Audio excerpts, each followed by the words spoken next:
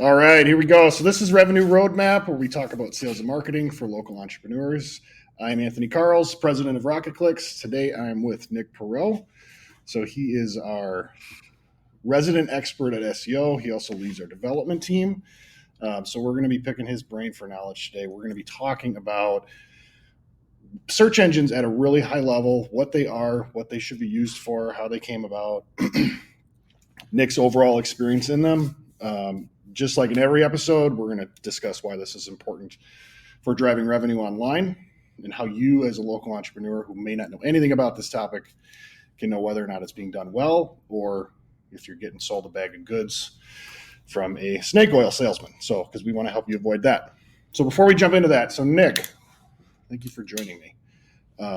What's your history with search engines and SEO, and like kind of how'd you get into this stuff?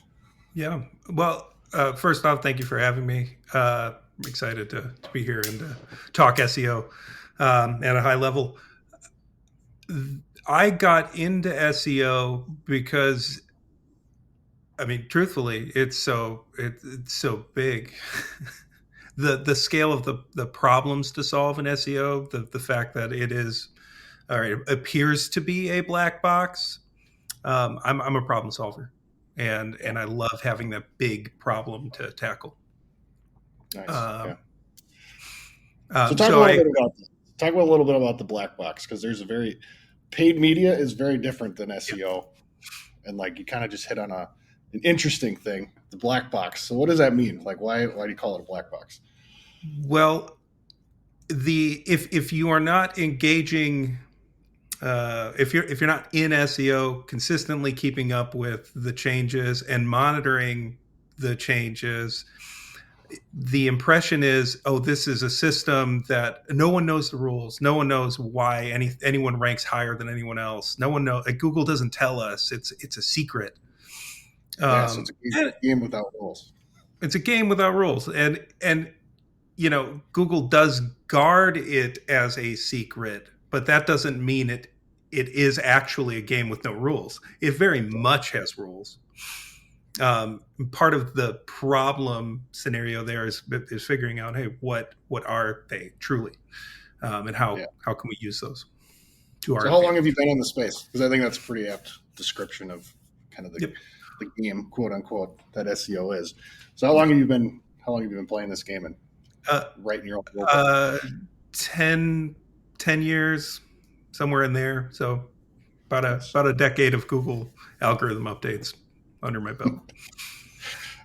So why did you get into marketing as a career, and then specifically into SEO? You talked a little bit about you like the problem solver, like game without rules. What about marketing generally? Well, I in a previous life was a small business owner, so there's just sort of like being in that mindset of like help small business owner um, make money, and I love the behavioral aspect of marketing. I love connecting with people, so it's a natural space for me. Awesome. All right. So our topic. So what are search engines? So SEO is obviously applied to search engines. So like, what are search engines generally? Like, how did they come to be? Well, so the problem is information and searchability of information. Basically, we needed a library system. We needed a library system to index the web as it was expanding and growing. We need to be able to find things on the web because, I mean, prior to a decent search engine, you're relying on people tipping you off that there's a cool website over here. That's not efficient. That's never going to fly. Yeah, I Um, mean that's kind of how the internet was like way back when, right? We had different page boards that had a whole bunch of links that would yeah, access what you just said, information prior to a search engine that worked. yeah. It was all very accidental. Yeah, Like whether or not you found something was a complete accident, and awesome. the need popped up to index the web, which is to say, like, we need to categorize the web. We need to put these websites into categories. We need to be able to find them some way that is valuable, without you knowing what they're called, and based on the way people search, which is for, to answer a question. Yeah. To So like yeah. what's the base level information that you think about as it pertains to like how that problem was solved? Because it's an engineered solution.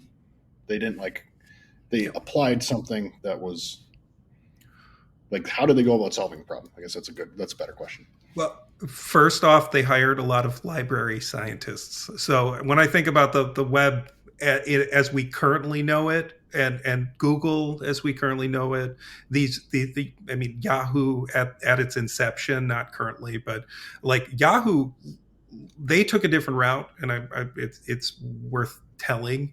They literally had librarians manually indexing the internet and qualifying what should be ranking higher in Yahoo search. Like, it was a manual process. They hired librarians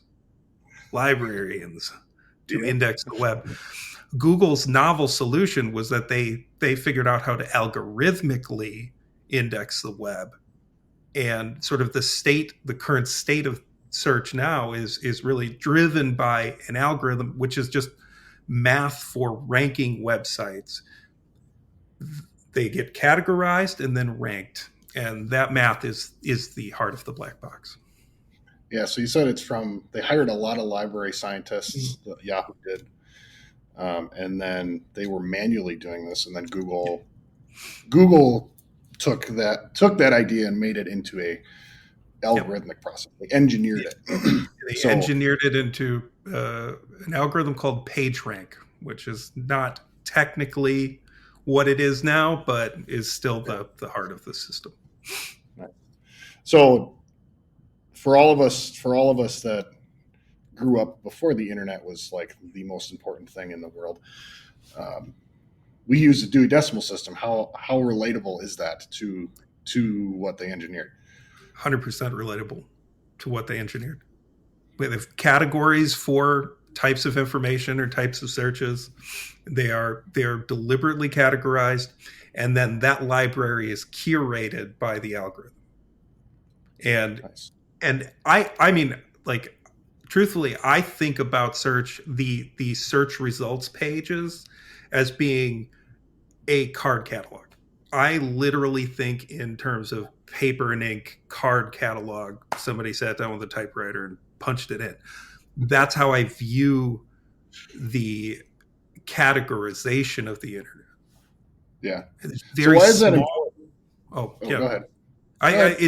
It's important because it really tells you that some very key things are important if you want to get on the board. If you want to get in the index, you need to do some very specific things. We haven't even touched on quality yet. Just getting in.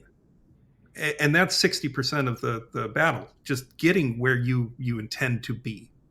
So if each page on your website is a book that needs to be indexed and enter into this catalog, do very specific things, and you'll be there. And now you can have fun.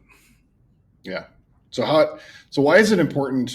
Like, why do you, like, I know you believe this, like, I know I believe this, but like, why is it important for SEOs to understand what we're talking about? Like, how does that help them, and how does like not entering the world from that vantage point hurt them?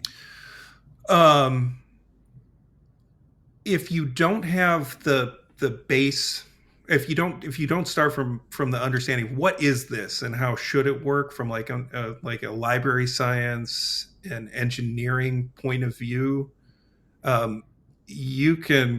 you're really subject to a lot of magical thinking. I'm just gonna, like, a lot of random spaghetti at the wall. Everything is, it's very, very random. Yeah. Oh yeah, maybe it'll work. It depends. You'll probably hear that a lot. And I think beyond that, you're more apt to trust every soundbite from Google, from SEO or proclaimed SEO experts, from um, brands selling you something, you're just more likely to trust everything you're being fed, and it's not really grounded in any sort of logic. Yeah. Like you need that frame of reference, and then it's like it is simple. I don't like to think about the web as like this big complex, not like impossible to understand thing. I like simplify it. It's simple at its root. And now I have a way to judge a test before I run it. Yeah. And like, so what's interesting about that is if we think about library science and how libraries have cataloged books and information, that's really old. Mm-hmm. That's really, really old. So it's basically applied information architecture. Yep. From an engineered perspective, but like using a lot of the same rules and principles that exist in libraries that we still have in our local communities today. Yep. I haven't been to a library recently. My guess is they probably don't still have those big stacks of cards where you can go. No, I think it's unlikely. But if you are using like a County Cat or like those library systems, they are small internal search engines, and they function on the same principles. So, yeah. Awesome. So, all right. So let's answer the big question. So, why is this important? Why are search engines understanding what they are and what SEO is? Because SEO is essentially like helping the internet understand, helping the indexing portion of the internet understand what your book is about. mm-hmm. Why is it important for you to understand this so that you can drive revenue online? Well, it's important to understand it because, like, if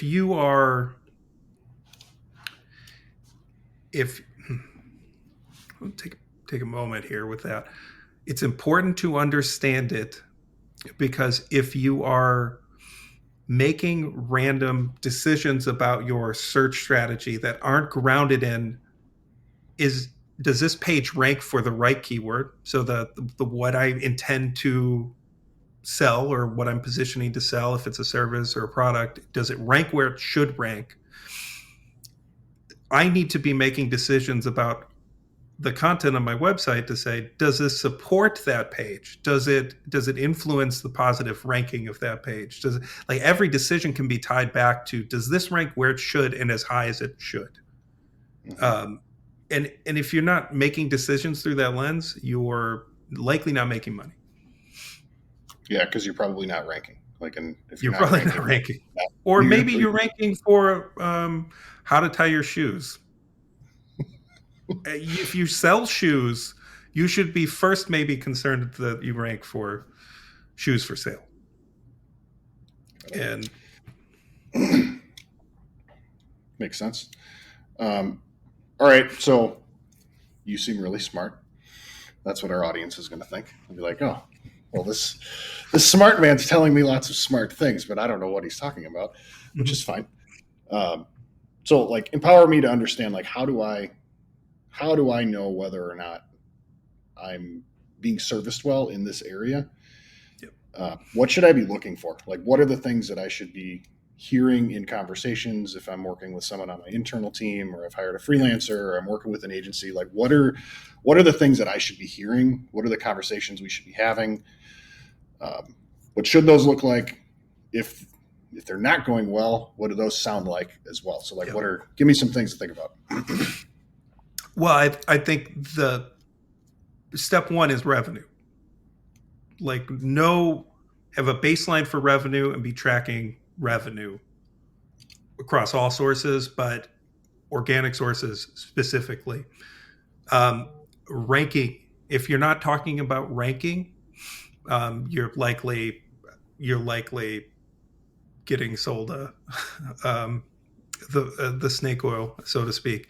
Ranking is incredibly important. So you should be moving up, but not just generally moving up. You should specifically be moving up on your pages that sell something. So if it's a service page, is your service page for your service keywords? Are you ranking above your competitors? That is key understanding. You need to be talking about ranking on the right keywords. And it's not every keyword on your site is not equally valuable. So if it's across a small subset of keywords that you use to track your overall health of your marketing and your marketing team, just keep focused on the keywords that matter. They matter because they drive revenue. Makes sense. So I should be really looking at, do I understand what those keywords are? Am I getting updated on whether or not, on where they're ranking and what the progress is over time? If I'm hearing, what are some of the things that I might be hearing if this isn't going well? Like, what would I be hearing in those scenarios? If it's not going well, ranking's not being discussed. I can almost guarantee that. Maybe you're hearing about impressions, but without ranking. If you're hearing about those things kind of with one without the other, impressions and ranking, there's likely not value. If you are hearing about blogging, but again, without the context of your revenue driving pages, if you're just hearing about we need to do more content, but there's never a tie back to support the pages that drive revenue, you're likely getting sold a blogging, or somebody's just content for content's sake is low value in my opinion. Should have purpose.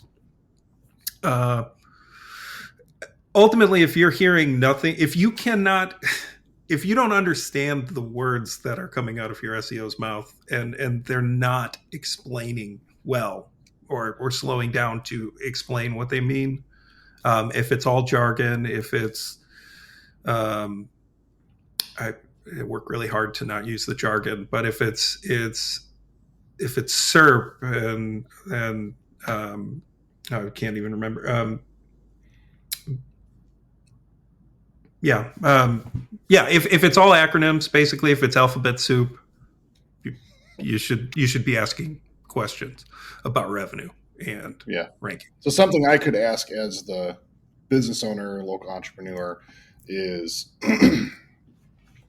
how does this help me achieve my revenue targets? Sure. So if I ask that of my SEO, that's probably a good question. And if they can't connect that, I might have an issue. Yeah, 100%. Cool. Awesome. Well, appreciate you spending some time with us, Nick, and giving us some nuggets of info.